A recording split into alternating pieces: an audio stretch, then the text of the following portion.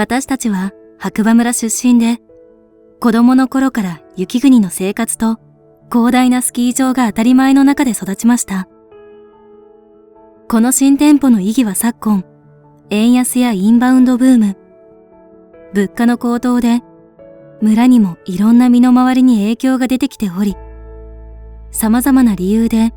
一度もスキー、スノーボードを体験したことがない、年間1回は滑りたいと思っている方が、ウィンタースポーツに挑戦しやすい環境を提供できることを目的に作り出した店舗です。当日予約なしのご対応もいたします。気軽に足を運んでみてください。